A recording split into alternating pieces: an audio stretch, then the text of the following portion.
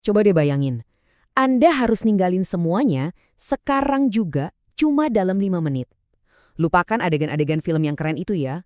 Kenyataannya jauh lebih kacau dan jauh lebih cepat. Ya, di dunia nyata itu nggak ada sirene yang rapi atau hitung mundur dramatis. Yang ada cuma kekacauan, suara teriakan, notifikasi HP yang nggak jelas, atau pintu digedor-gedor tetangga. Semuanya terjadi tiba-tiba, bikin bingung, dan sama sekali nggak ngasih Anda waktu buat mikir. 5 menit. Ingat ya, ini bukan waktu buat mikir, tapi waktu buat memilih. Dan setiap pilihan yang Anda buat dalam 300 detik ini, itu yang nentuin nasib Anda. Apakah Anda jadi penyintas atau cuma jadi cerita? Oke, sekarang kita masuk ke konsep intinya. Yang pertama, dalam situasi krisis, sebagian besar barang-barang yang Anda punya itu, sejujurnya nggak ada gunanya. Mereka cuma jadi beban. Coba pikirin deh, furniture, koleksi-koleksi kesayangan, TV layar lebar, semua itu nggak akan bantu Anda buat napas, buat jalan, atau buat tetap hidup. Malah cuma bikin Anda lambat.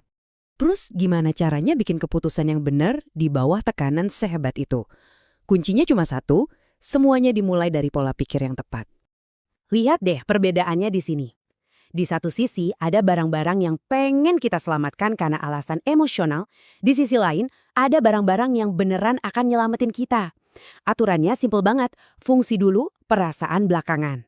Nah, ini dia intinya. Anda harus berpikir kayak mesin, efisien dan fokus banget. Buang jauh-jauh emosi. Tanya ke diri sendiri, apa yang bikin gue hidup 12 jam lagi? Ulangi terus pertanyaan itu. Cuma itu yang penting. Oke, sekarang kita bahas bagian praktisnya. Apa aja sih yang wajib Anda ambil? Ini dia 10 barang paling esensial.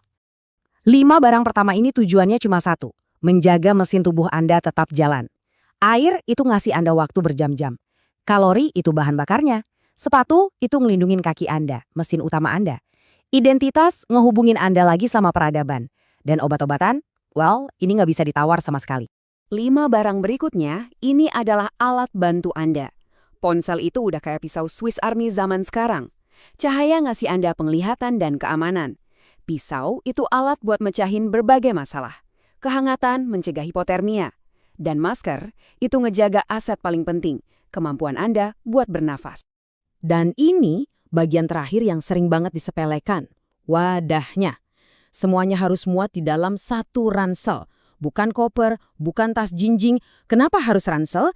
Karena tangan Anda harus bebas, siap buat manjat, ngedorong, atau ngejaga keseimbangan. Punya barang yang tepat itu baru separuh jalan. Sekarang, gimana caranya kita bergerak ngelewatin semua kekacauan itu? Ini pertanyaan krusial berikutnya. Anda udah siap, tapi gimana cara keluarnya? Cara Anda bergerak itu sama pentingnya dengan apa yang Anda bawa. Lihat deh bedanya orang yang panik sama orang yang punya rencana. Orang panik itu ngumpul, akhirnya malah kejebak. Sebaliknya, orang yang siap bakal menghindarin kerumunan, cari jalan tikus, dan yang paling penting, terus bergerak dengan tujuan yang jelas. Ini mungkin kedengaran egois, tapi ini kenyataan pahitnya. Di momen-momen kayak gini, Anda nggak akan bisa nolong siapapun kalau Anda sendiri jadi korban. Jadi prioritas nomor 1 adalah keselamatan diri Anda sendiri. Oke, Anda berhasil keluar. Pertarungan fisik mungkin udah selesai, tapi pertarungan di dalam kepala baru aja dimulai. Mari kita bahas pola pikir terakhir yang paling krusial.